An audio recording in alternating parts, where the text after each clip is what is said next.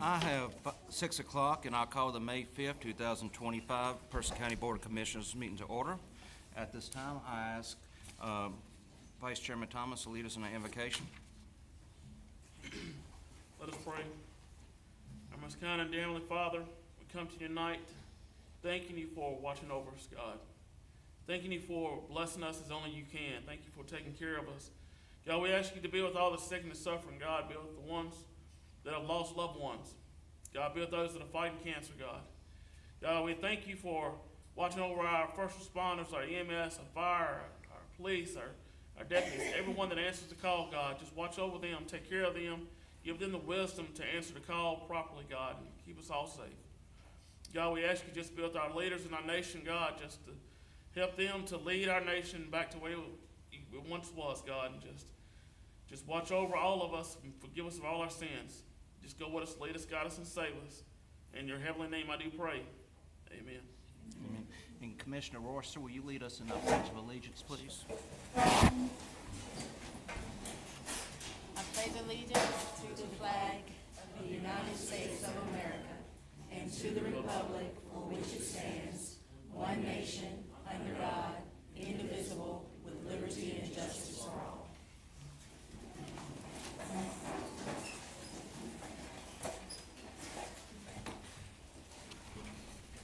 Ladies and gentlemen, before I begin, I would like to make an announcement. I received a phone call and an email from Mr. Elkson this afternoon. We briefly spoke, and he asked me to read the following statement that he sent me. To the citizens of Person County, after careful thought and prayer, I am submitting my resignation as County Commissioner of Person County effective 5/5/25. This decision comes from a place of humility, transparency, and integrity, values I have strived to uphold throughout my time in office. I believe stepping aside at this time is in the best interest of our county.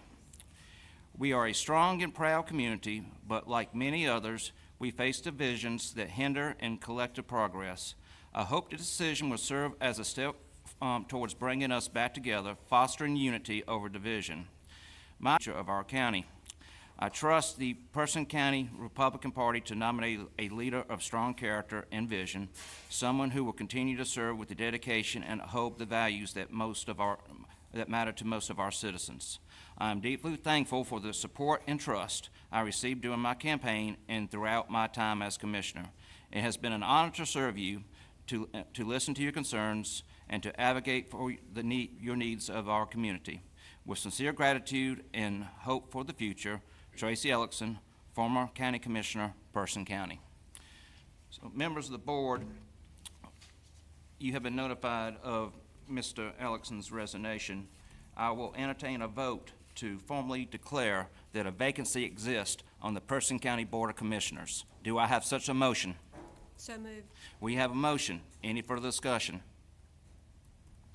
Having heard none, all in favor, vote by saying aye. Aye. Any opposed? The ayes have it. The motion is approved. By the authority vested in me as chairman of Person County, I now hereby announce and declare that there is a vacancy on the Person County Board of Commission. So going in, item 4A is no longer needed. We will begin. Is there a motion? Is there any discussion or adjustment of the agenda? Having heard none, do I have a motion to approve the agenda? So moved. We have a motion. Any further discussion? All in favor of the agenda, please vote by saying aye. Aye. Any opposed? The ayes have it. The agenda is approved. Item number 6A, recognition, Civics Academy graduation, Kim Strickland.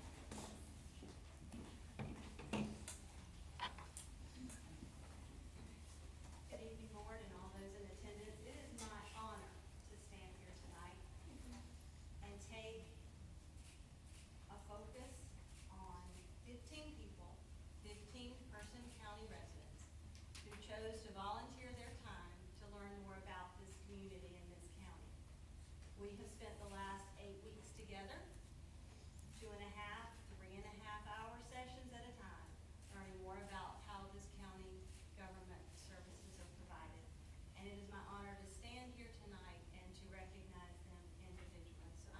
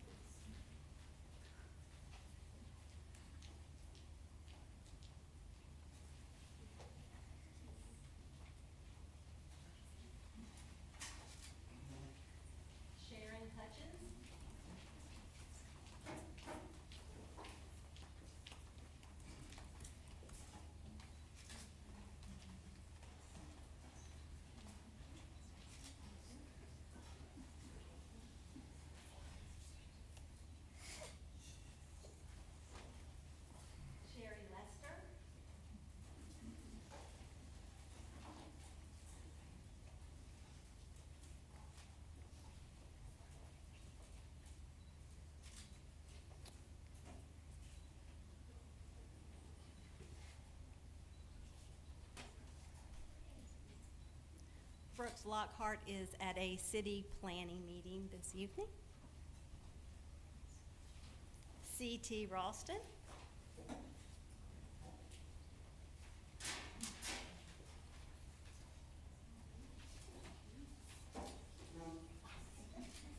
Thank you all. I really appreciate everything that you've done here at this county. Alex Scruggs.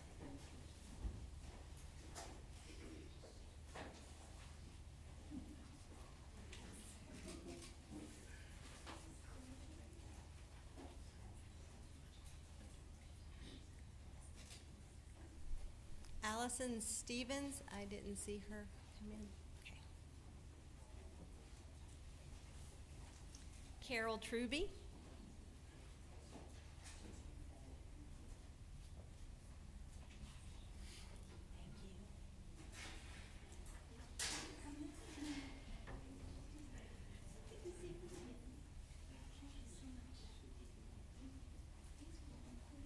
George Willoughby.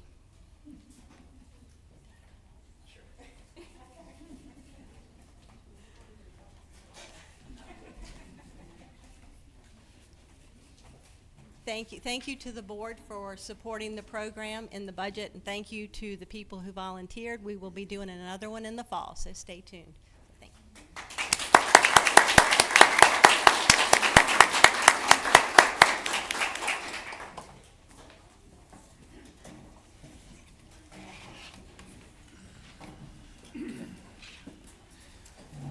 All right. And again, congratulations to the graduates. Very proud of you, and look forward to future classes of this civic program, but thank you for being the participants this year. At this time, we have recognition of clerks to the Board of Commissioners Week proclamation.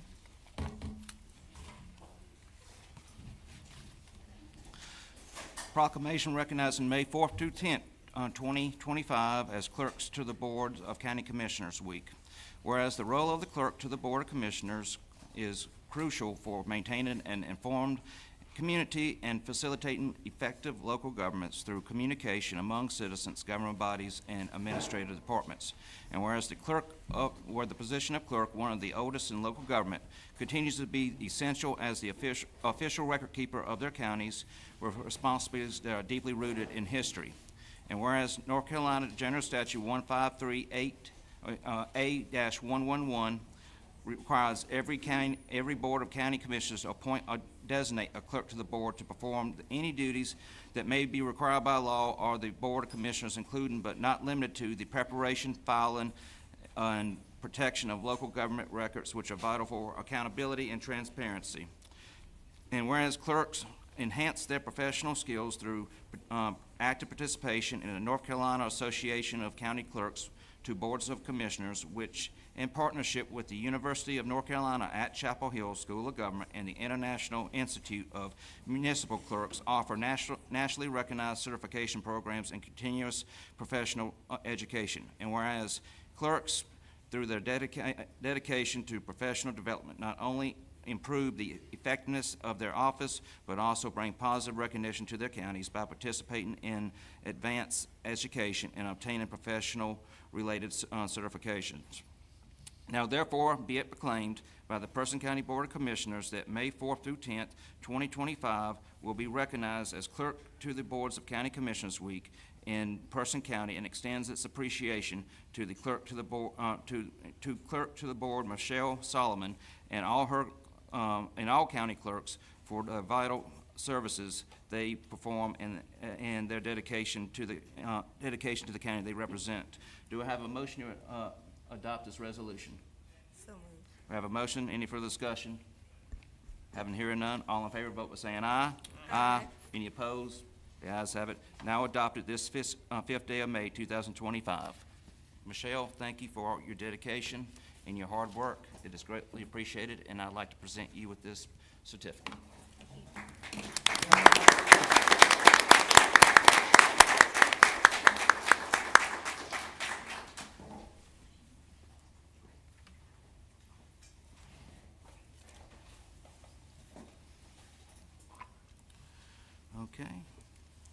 Item 7A, quasi-judicial hearing.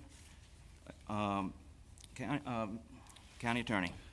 Thank you, Mr. Chairman. I understand there's been a request for a continuance this evening, but before the board considers that, I think the board should first do a check for potential conflicts of interest. Once the public hearing actually starts, I'm happy to talk in more detail about quasi-judicial procedure and the standards we use in this hearing. But for our purposes right now, the first thing the board should do is determine if any member has a conflict of interest for which they should be recused from both participating and voting on this matter. As we have talked about before, standards for potential conflicts of interest are lower, meaning there are more potential conflicts of interest than when you're considering a legislative matter. And it's really anything that could affect the due process rights of either the applicants or other parties in this matter. If your mind has been made up in advance such that it cannot be changed by the evidence that's presented during the hearing, you should recuse yourself. If you have had undisclosed ex parte communications that could affect the hearing and you're not able to disclose them tonight, you should recuse yourself. Likewise, if you have either close business, personal, financial, or associational relationships with the applicant, you should recuse yourself. Sometimes you're not sure. If you have any question, please feel free to ask me and we can work through that. But that's why I would suggest, Mr. Chairman, be done first before the board considers the request to continue. Okay. I will call each commissioner and declare if there's any conflict of interest. Commissioner Royster. No. Commissioner Wilburn. The developer was a previous client of mine on a similar project of a similar scope in the same vicinity. And so when I learned that they had applied for the SUP back in January, I did reach out to the county attorney and disclose all of my past communications and knowledge of the project, and he recommended that I recuse myself from this hearing. Vice Chairman Thomas. No. And I have no conflict of interest.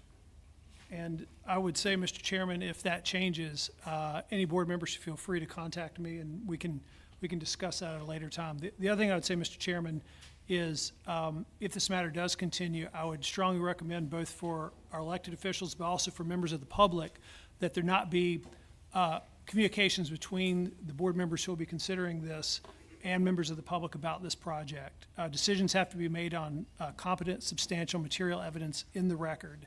And it can be very challenging to have an impartial decision. There's a lot of communication with our elected officials from members of the public. It's counterintuitive. That's not usually how local government works, but that is how quasi-judicial procedure works. Thank you. All right. So, Mr. Chairman, I just want to be clear if there's going to be a vote on my recusal or not, because I'd like to step over there so as not to avoid any, confusion. In terms of Ms. Wilburn's request to recuse, I think unless there is some objection from members of the board, you may simply recuse Ms. Wilburn. Okay. Okay. All right. All right. At this time, do I have a motion to continue the public hearing to our first meeting in June? Mr. County Attorney, would you like to speak on that? I would, sir. So in our conversations before, we late in the day received a request for a continuance from an attorney who anticipates that they will be representing the applicant. There is a due process right for both applicants and any other parties in the case to be able to consult with legal counsel. So in these kinds of situations, I recommend that a continuance be granted. I recommend that it be to a date certain because you would be announcing it in open session and therefore you wouldn't need to re-advertise the matter. However, I will say both for the board and for the public, my intention is to speak with the attorneys who are involved, both for the applicant and for folks who are opposed to the project, to understand how extensive this hearing can be. I've seen public special use permit hearings that last 20 minutes. I've seen ones that go on for multiple days. And I would not speculate about how long, if both sides are really intent on presenting full evidence with witnesses, how long it would go. And so if after speaking with attorneys, I determined that we may need more time, particularly because that first June meeting is your budget hearing, then I'll recommend to the board that you schedule a special called meeting just for that public hearing. And of course, we would provide proper notice at that time. And our first meeting is June 2nd? Is that correct? Okay. Yes. All right, do I have a motion to continue the public hearing to June 2nd? So moved. All right, we have a motion. Any further discussion? Having heard none, all in favor vote by saying aye. Aye. Any opposed? The ayes have it. The public hearing has been continued. All right. Next item, informal comment period. We normally set a 10-minute time. We'll remind the audience to address the board as a whole. And, County Attorney, do you have any questions? I do. Again, this is a little unusual for us here in Person County, but if you are hoping to speak about the Woodsdale special use permit, you will absolutely have a right to speak during the public hearing. However, public comment time is not the time to present that evidence. Witnesses, when they speak during a quasi-judicial hearing, have to be sworn in, has to be during the called hearing. So if that's what you are hoping to speak about tonight, we ask that you hold those comments until the public hearing. All right, thank you. And if a conversation is leading that way, I will remind the speaker that we cannot speak on that topic. All right. Madam Clerk, how many do we have signed up? Mr. Chairman, we have 6. We have 6. I'd allow 3 minutes per person. All right, if I can get IT to please set the timer for 3 minutes. The first speaker we have is Anita Charnaker.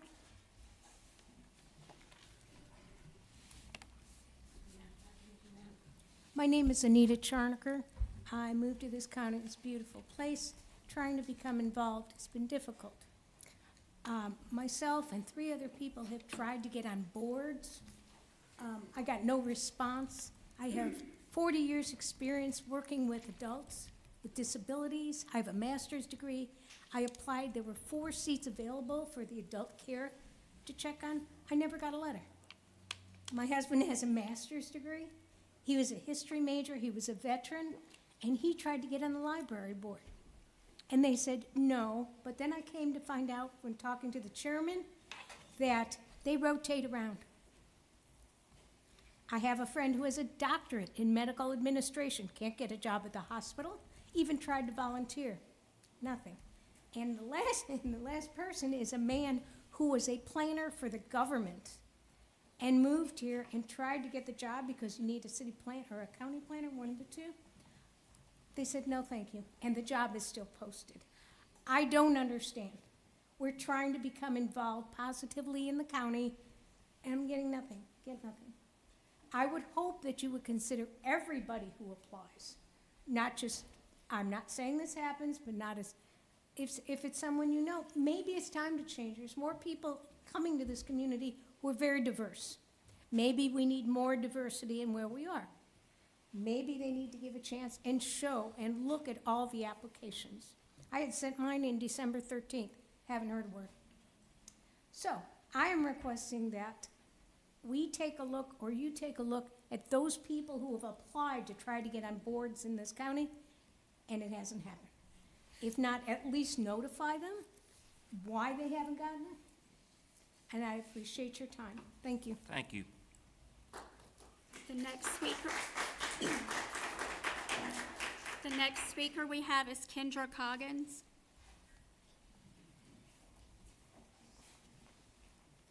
Good evening. First, I want to lift up the names of the people that have passed away in one of our 2 lakes as we approach Memorial Day. One name in particular, Avion Partridge. His mom is trying to build a private pool. She's got the land and the plans. And so when those plans come across your desk, just please seriously consider them. Secondly, I had the honor to participate in the Civics Academy with the county, and I'm absolutely pleased to be living in a county where people care so much. The employees hold themselves to such a high standard. We've never missed an audit in our accounting department. If we get hacked, I'm comfortable in knowing that our IT department is on it. Ray Fouché, he's willing to give you guys tours of the airport in our new $38 million runway when it comes. But there is a viewing area at the airport. John Hill is always willing to give a tour of the Kirby or our new park. And also, did you know we have a place where you can wash your animals? And so this is a wonderful county, but I want to ask you today to fund and invest in the people. Our library is hanging on by a thread, y'all. They only got $800,000 to work with, whereas we've got 80,000 people in our county. In Granville County, they've got 62,000 people. They gave their library $8 million, and our guy is hanging on by 800,000. We're asking John Hill to finish building this park for us, y'all, and we don't have the money. I'm begging residents of Person County, please come out and help us finish building the park, Centennial Park. We ran out of money. The Parks and Rec Department doesn't have what we need. We're running into problems with rock. We're running into problems with laying electricity. So I'm asking all of our 88 churches, send some residents out, or send some members out, parishioners, all of the companies we have in Person County, please send out your backhoes, your rakes. We got a park to finish, and we can pull together to finish it. My name is Kendra Coggins. I'm with the Friends of the Park Board, and we're happy to have anyone at all, please join us in helping make our park system better. Our government has put together systems to make sure we run smoothly, but we need county participation.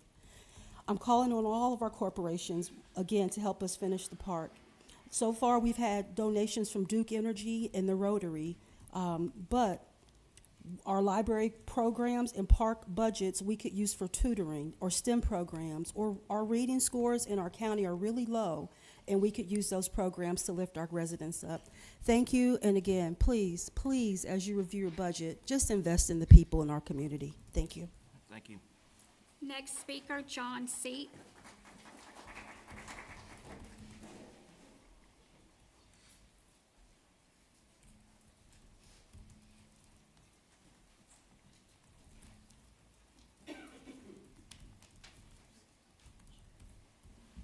Good evening, Commissioners. Good evening.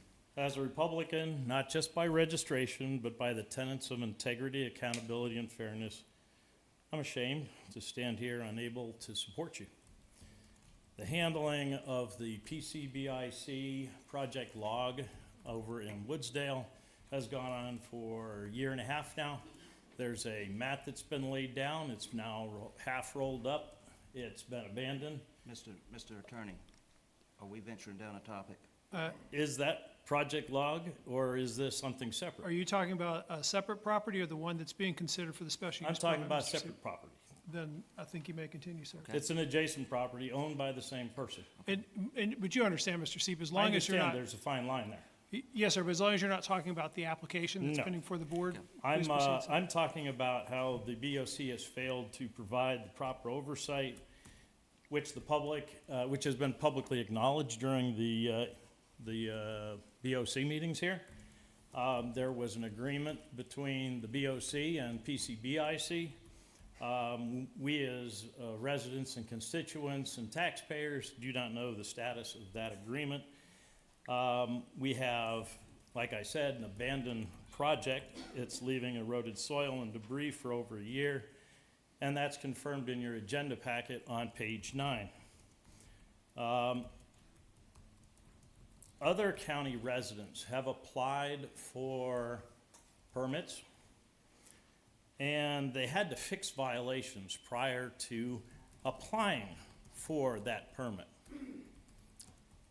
I would hope that you would, as a board, begin to restore some confidence among your residents and constituents by handling all citizens and applicants fairly and equitably. So if you say you have an unpermitted structure, you have overgrown lot, or you have other nonconformances, somebody wants to apply for a use, to use their property a certain way, and they've already previously started using it that way, and you say, no, you get that the way it's supposed to be, and then come back and apply.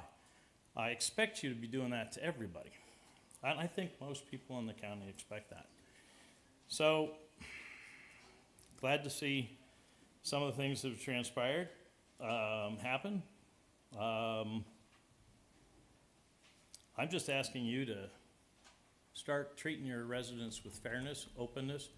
Would have been nice to know prior to everyone coming down here who wanted to speak on the other topic, that it was being tabled, but we understand that, and we'll see you June 2nd. Thank you for your time. Next speaker, Jimmy Whitfield.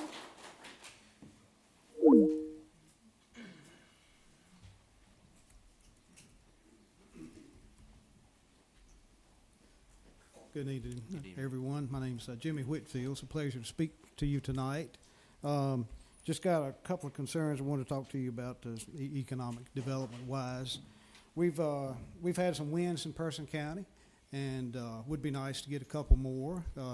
We've got Pollywood to be thankful for, Certainty to be thankful for, and others as well. You know, as far as our most recent wins go.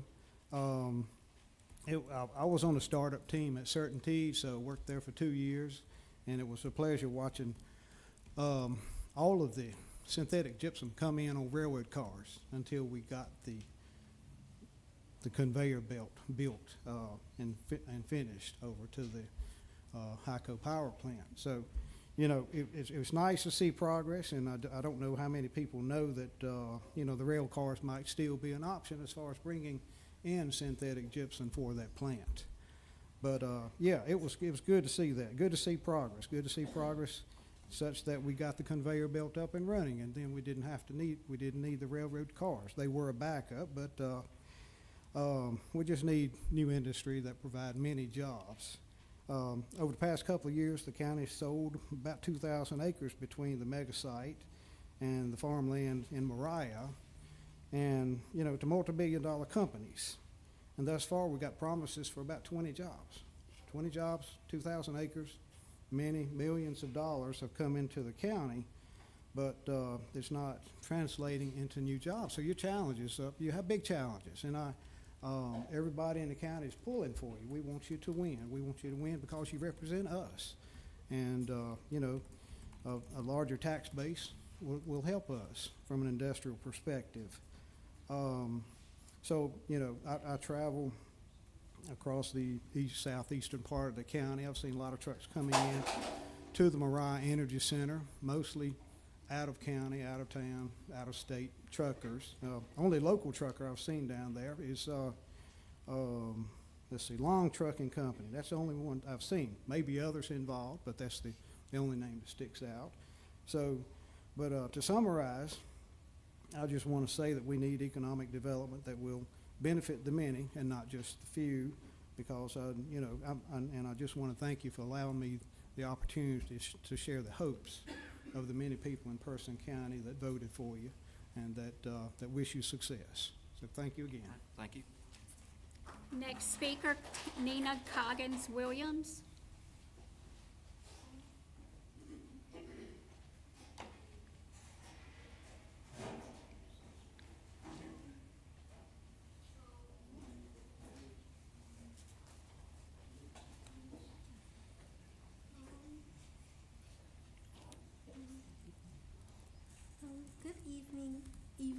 Good evening. My name is Nina, and I'm here to speak about the pool.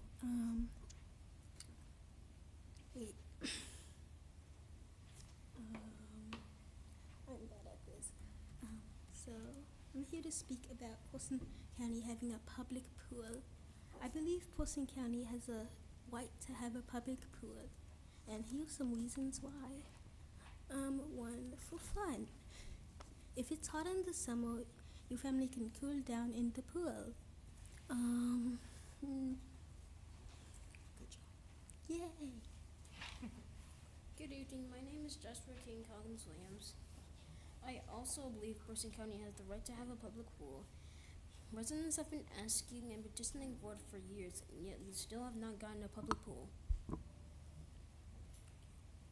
Lots of people have drowned in Mayo Lake from the ability because they don't know how to swim. Having a public pool could offer swimming lessons, summer jobs, water aerobics, and other things like that. Thank you. Having a public pool will not only benefit our community, but benefit health and safety for our residents. Thank you. Thank Thank you you. for your time. And the last speaker we have signed up is Sam Lias. Good evening, Commissioners. My name is Sam. I'm the community organizer for Person County for Down Home, North Carolina. We're a nonpartisan group that works in rural communities to ensure housing, education, healthcare, economic opportunities, and clean air and water are rights, not privileges. I'm not originally from Person County. I live just over the line in North Durham, but I've spent nearly my whole life in rural communities, just like Person. My lived experience has been shaped by not having access, being told to make do with less, and having to beg for basics. In the 2 years I've been organizing here, I've knocked hundreds of doors and had just as many conversations across the county. One thing I hear again and again is there's nothing for people to do here. And when I ask what would make it better, especially for kids in the summer, a pool and water recreation are always at the top of the answers. Tragically, former leadership ignored what residents wanted. That lack of investment has stretched across decades, and the impacts have been especially harmful to Black and working class families who still don't have access to a safe place to learn to swim, to exercise, or just to cool off in the heat. That's why I'm asking the county to keep the splash pad in the 2027 capital improvement plan and work with the community on how it looks and where it's located, support and also support the building of a pool when it comes across your desk, and consider increasing the Parks and Rec budget to maybe even pitch in. Thank you for your time. And before I go, I do have a petition as well if folks want to come and talk to me afterwards. Thank you so much. Mr. Chairman, that concludes our informal comment period. Okay, thank you. Item number 9, discussion, adjustment, approval of the consent agenda. Members of the board, is there any discussion or adjustment to the agenda? Having a hearing, do I have a motion to approve the consent agenda? So moved. We have a motion. Any further discussion? Having hearing none, all in favor vote by saying aye. Aye. Aye. Any opposed? Ayes have it. Motion's approved. Item number 10 on the new business, volunteer fire department ISO bonus. Tom.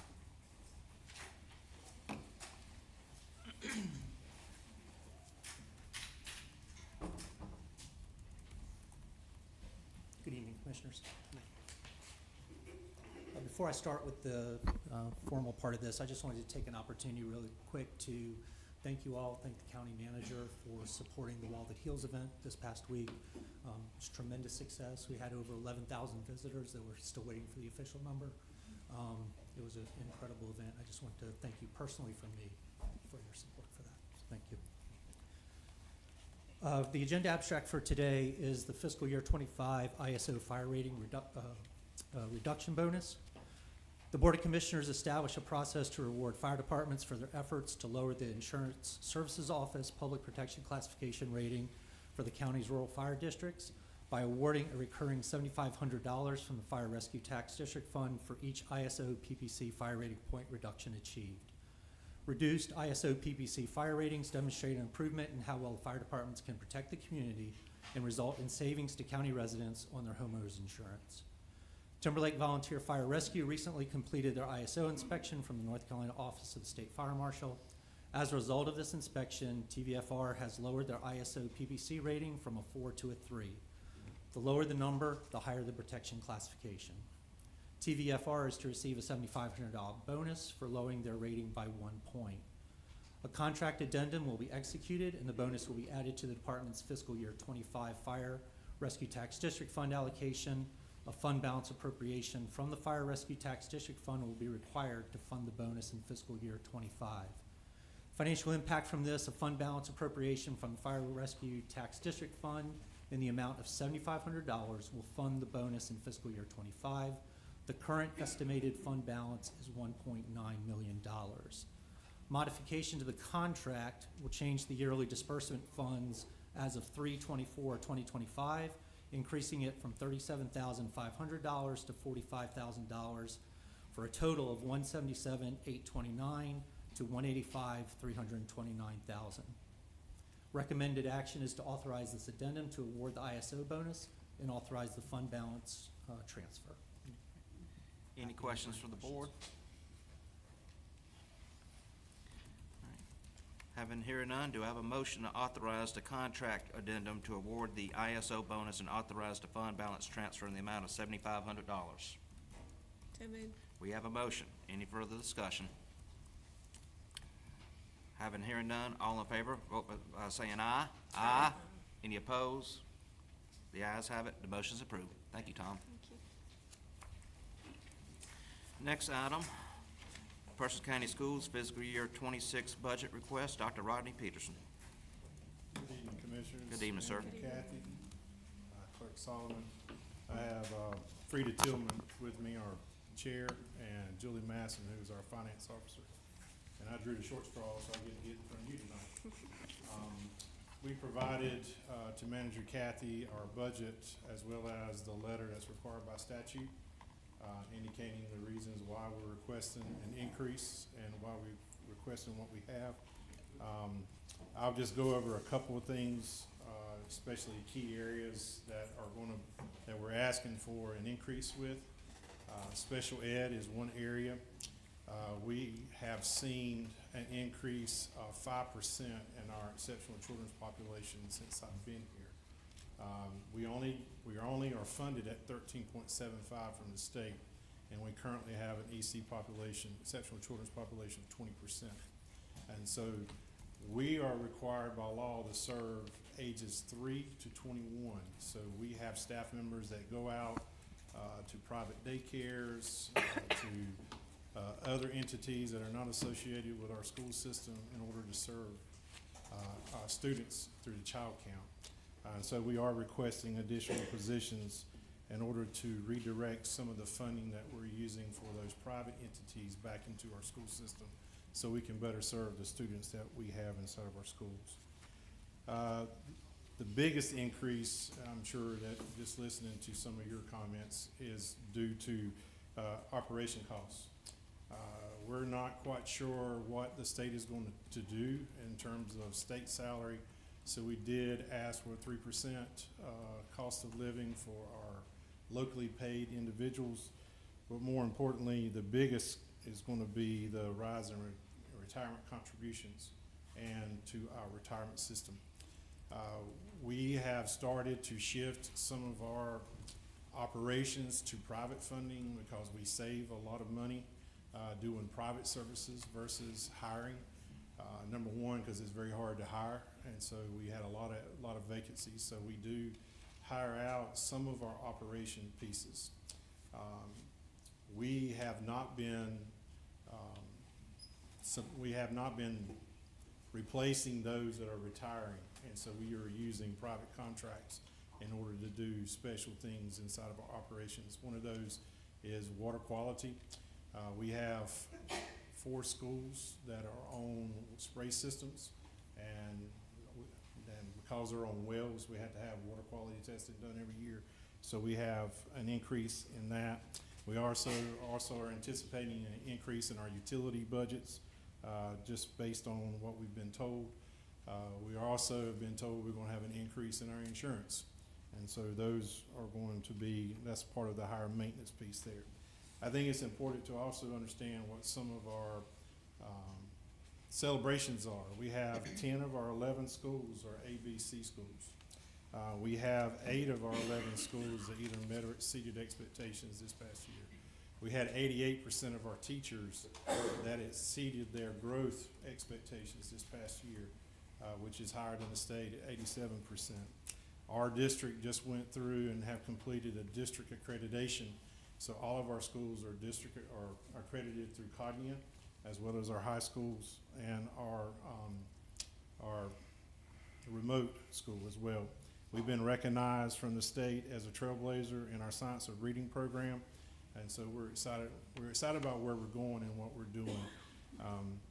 Our EC, our Exceptional Children's Department, has grown leaps and bounds even in the face of some of the obstacles that they're having with short staffing. We're required to have a 90-day timeline. So whenever a parent comes to us and says to us that we feel like we need some additional services for our student, we have 90 days to respond. We were at a low of 33% 2 years ago.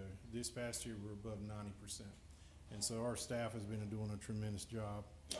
We could not do some of the work that we do without your support. Last year, you supported a SUS, a substance abuse, through your opioid settlement. And I just want to draw your attention. I gave you I think there was something at your desk. If you go to page 2, the interventions that we provide every day, I believe, save lives. We've had, just until now, we've had 83 suicide risk assessments completed, and we have 84 behavior risk assessments completed. In K-5, we've had 40 suicide treatments completed.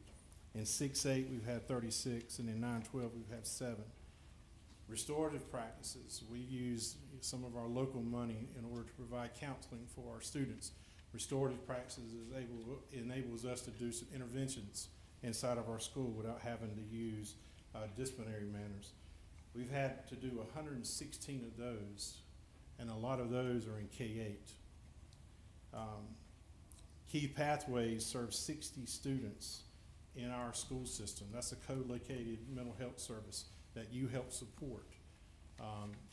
They come inside of our schools and give mental health services to students who would otherwise not be able to get it because of transportation or because of parent not being able to get their students there.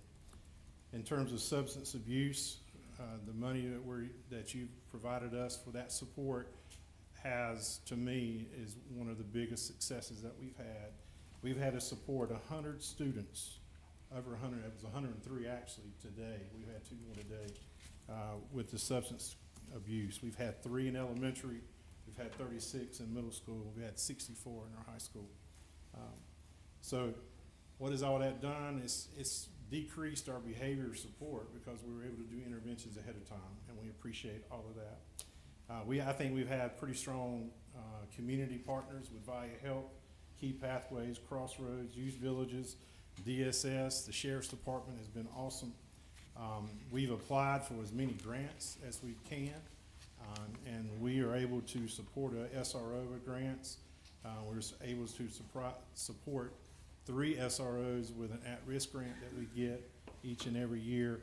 And then we also apply for Safer School grants, and we've totaled that numbers around $273,000 this year, which help with the behavior support. Radios for schools don't sound like a big deal, but when the radios can talk to our external partners with the Sheriff's Department and EMS, that makes communication a lot clearer. So the budget breakdown is roughly 8.7% increase for us. You do have a pass-through that we provide funding for our local charters. We support not only students that are in attendance in charter schools in Person County, but we have students in charter schools from the mountains all the way to the coast. And so their increase is roughly the same as ours. The capital outlay increase is mainly for the technology refresh. We've been able to support that refresh with ESSER funds, which is our COVID recovery money. We can't do that any longer because those funds no longer exist for us. So with that said, we truly appreciate all the support that you give us each and every year. I do think that our boards have a great working relationship. I think we have open doors. If you've got questions, we respond, and vice versa. So with that, I ask for any questions, and we'll do our best to respond to them. Does board members have any questions for the superintendent? I'm just wondering what's the suicide and the threat at the K-5 so that's so high? Suicide assessment, it can vary. If we have a counselor, or we have a staff member, if we have a parent that call us and say, hey, we feel like there may be a need for some kind of counseling, then we do that. There's a tier of support that we provide, and that's where Via Health, the different agencies that come into play, mobile crisis comes into play a lot, and we determine whether or not it reaches a suicide intervention, and if it does, then we do that. We've had teachers that teach in our online school that had left their homes and have drove here to beat on doors of students that they know that were in crisis. So we also, the behavior assessments are those students that maybe just for whatever reason have mental breakdowns. And so we're able to offer services through them, through the collated services that I explained earlier. And they're tiered as well. depending on whether or not a counselor can handle it, our local school counselor, or whether or not we need to have mental health support inside of our schools. Any other questions? Right. Thank you, A lot Dr. of challenges. Thank Yes, you sir. very much. Thank you so much.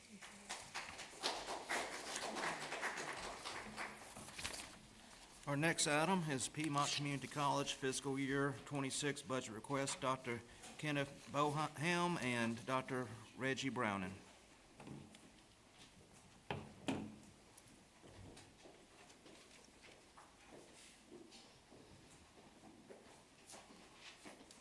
evening, Mr. Chairman. Good evening. Commissioners. Basically, I'm here as the proud renter president at Piedmont Community College, and in regard to our budget request for the coming year. Also to thank you for your generous support in the past, and certainly hope that will continue. We have quite a few good, positive things occurring, and we'd like to keep that momentum going. I think you have the request information before you, and accompanying me is Dr. Reggie Browning, and he's put together a presentation, and we'll go over some information for you in case there are questions. But thank you. Thank you, sir. Good evening, Commissioners. As Dr. Boham said, I'm Reggie Browning.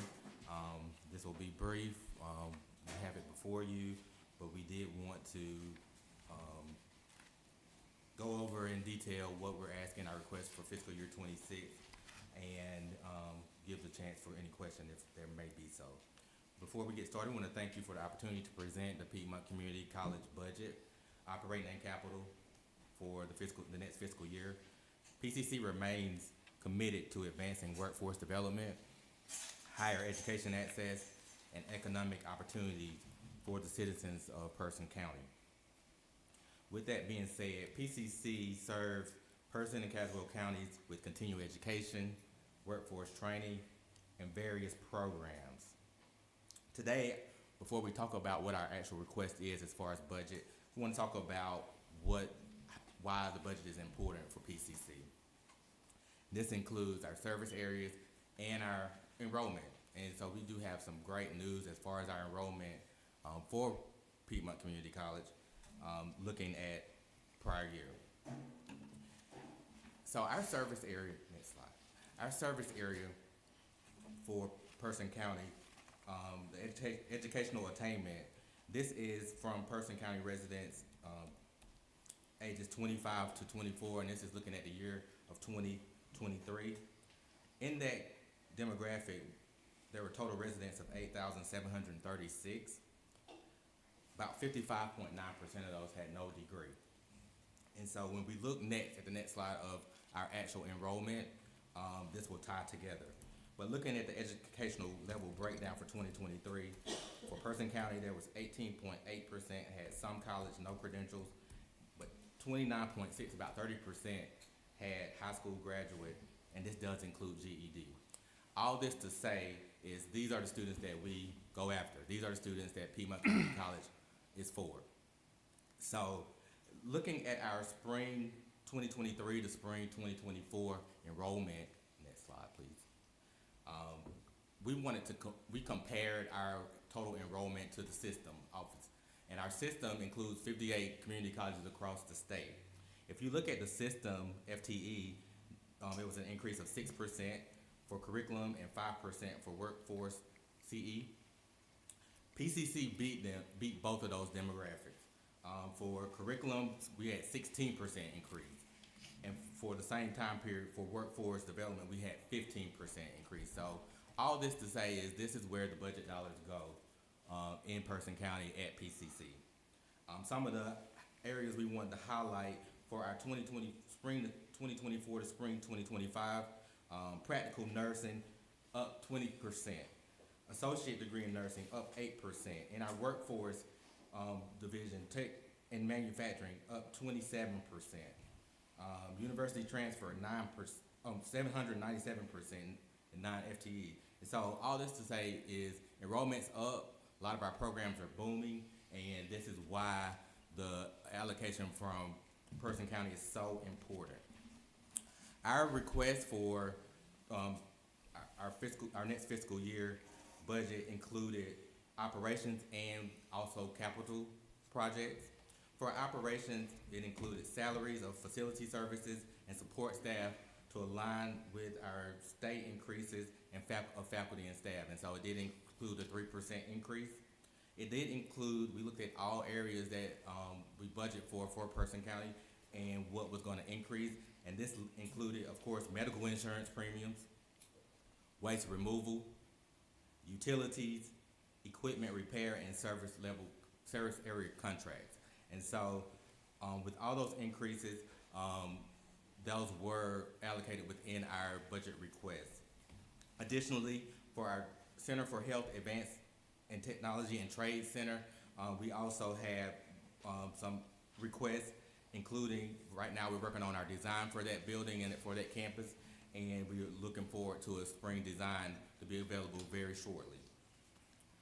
We are, for that center, which now we're calling South Campus, we are still fundraising for that. We have, we're anticipating upfit work to start in third quarter of 2025, and we already have been able to transition some classes out there for CE.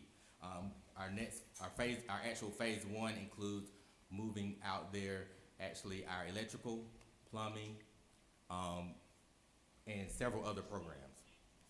So all this is incorporated into the budget request. As far as our capital budget request, we did ask for several projects, and we spoke more in detail about projects with the county, including IT systems, door locking, security upgrades, and HVAC water pipe installation.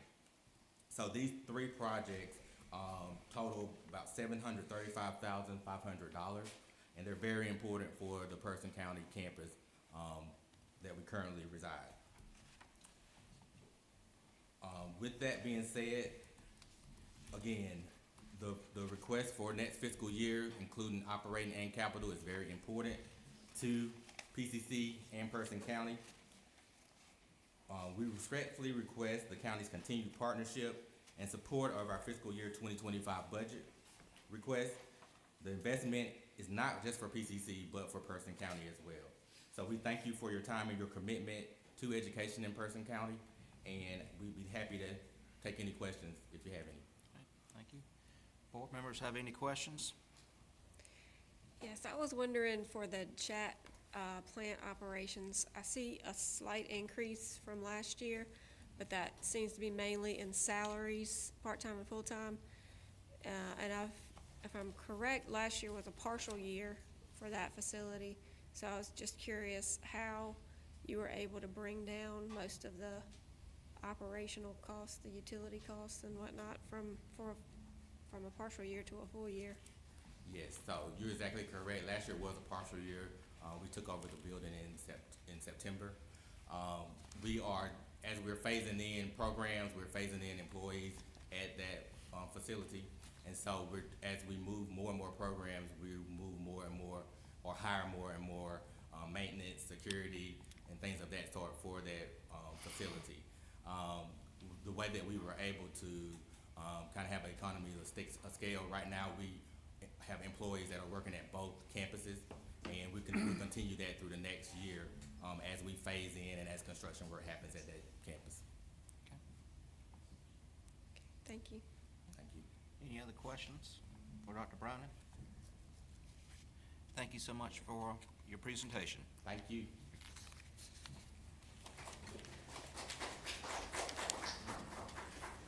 Next item, Animal Control transition to Animal Services Department. Kelly Lewis.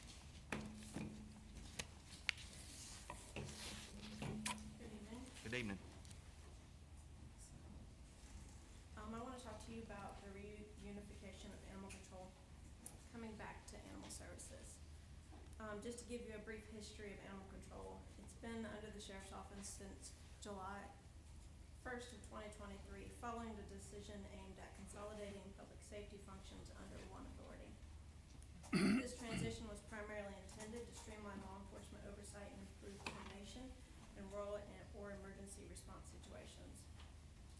The scope of services they provided during this time was responding to animal-related complaints and emergencies, enforcing animal control ordinances, impoundment and transportation of stray and dangerous animals, and then they coordinated with the shelter, even though those two were separate. So why the change? Animal services is built around a welfare-first philosophy: care, rehabilitation, and education. Law enforcement, while critical for safety, operates under a different set of priorities, focused primarily on enforcement and public order. Returning animal control to animal services ensures policies and practices are grounded in compassionate care, not just compliance. Specialized expertise. Animal services staff are trained in animal behavior, humane handling, sheltering, disease prevention, and community outreach. Reuniting animal control with this team allows for more informed decision-making in the field, increased focus and accountability in service delivery, safer, more humane outcomes for animals and residents. Operational efficiency. This shift reduces redundancy and clarifies responsibilities. Dedicated animal control officers focus solely on animal-related matters. Law enforcement can focus on policing priorities. Centralized budgets and training programs improve oversight. Public trust and transparency. Community members expect animal-related services to reflect empathy, professionalism, and integrity. Shifting oversight to a civilian-led animal services department strengthens public confidence by promoting open communication with regular updates and policy changes shared through social media, newsletter, and public briefings. Community engagement. Active outreach programs and educational events foster strong relationships with residents. Non-enforcement based solutions. Animal issues are resolved through guidance, through education and mediation, and not solely through citations and legal action. Uniform transition. As part of this transition from law enforcement to a more civil approach, the new uniforms will be designed to appear less intimidating and more approachable to the community. Some of the benefits: they will get faster response times, more humane handling of animals, integrated shelter, adoption, and enforcement services, community education, and outreach potential. Some of the staff and training. We'll need to do the hiring of 2 new animal control officers under animal services. Currently, those positions are vacant. Some training standards, some equipped with modern tools and mobile response units, and committed to public safety and animal well-being. Reflection on the budget. Less training involved for animal control officers under animal services versus the BLET certified under the sheriff's office. Uniform expenses will decrease for non-sworn officers. Personnel budget decrease for current animal control officer positions, but we are requesting a new animal control supervisor position for the upcoming fiscal year.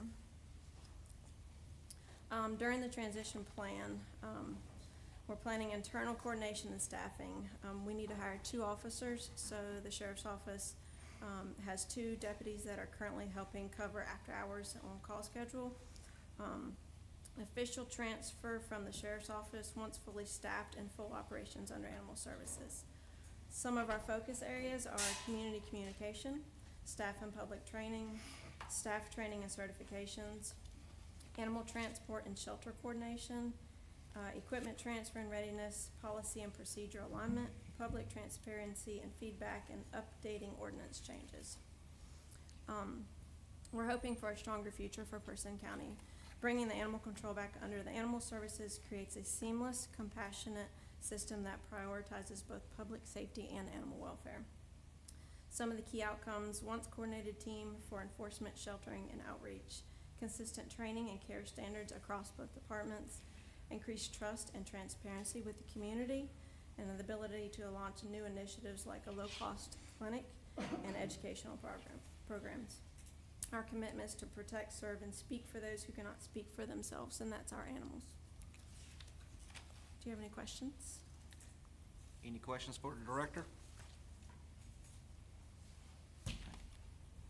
Thank you. Thank you. So, So at this time, do I have a motion to approve the reunification of animal control with the Animal Control Services Department? All right. We have a motion. Any further discussion?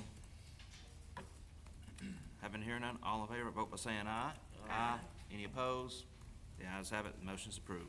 Chairman's report, I would like to give major kudos to the Veterans Council for their work with the Walnut Hills project. It was outstanding. It was very impactful. A lot of volunteers that brought the community together, and I just want to commend them for doing such a fine job with that project.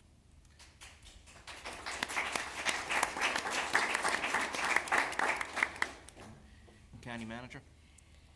I'd like to again thank all of our participants in our inaugural Civics Academy. It was a pleasure getting to meet y'all, and also just to see your enthusiasm for learning about Person County government. It's great to see that you chose to be involved in this way, and we hope that you will continue to be involved with us at the local level. And I encourage others to apply for the Fall Academy, and I'd also like to appreciate all of the commissioners and county employees who were involved in sharing information through the Civics Academy. I know everybody enjoyed their time. I'd also like to follow up on the proclamation for this week's honoring county clerks, to acknowledge that over the last month or two, Michelle has achieved her North Carolina Certified County Clerk designation. So that follows completing coursework with the School of Government, gaining experience in the position, and I would just like to publicly acknowledge that achievement and congratulate Michelle.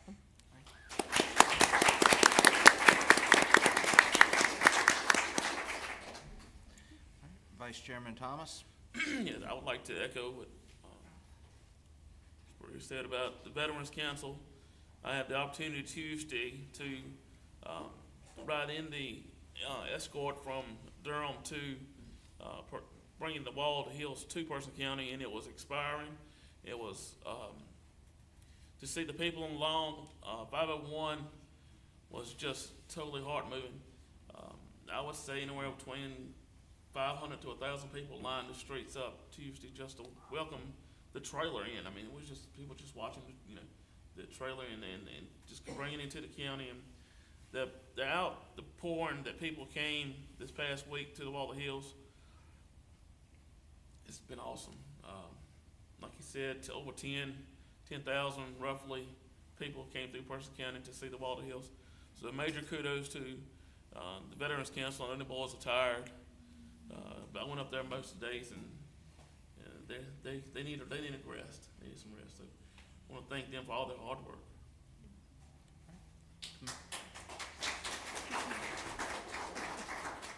Commissioner Wilburn? We had our airport commission meeting, and the groundwork for the runway extension is continuing, and continued discussions around how to find funding for the terminal. We had our District 8 meeting of the North Carolina Association of County Commissioners, where Melinda Hudson, our Program Services Manager, was recognized as our local hero as a part of the Association President's Initiative to celebrate public service. She was presented with a gift, and she was given about 10 or 15 minutes to talk about the work that she does. It was very moving, and hopefully there will be some information shared about that on social media soon. And that afternoon was my opportunity to participate in the Wall That Heals. I left from that meeting and went out and helped to assemble it. And I echo what the chairman said about how that event was such an amazing experience for Person County and brought people together. And I continued to watch on social media over the weekend. Pictures were posted and people shared their experiences. And I drove past to see the orange wall lit up for the Agent Orange recognition. And so I just think we have the best Veterans Council here. I think one of the stops in North Carolina was canceled because they didn't have enough support, and we had a major outpouring. So thank them for that. Going back to the Association for County Commissioners, I did receive a couple of emails about them asking for help from us for some legislation, House Bill 765. And this is a bill about land use. And of course, I am pro-development, but there are some things in here that may have some overreach and take some of our rights and powers away from the local level on land use approvals. So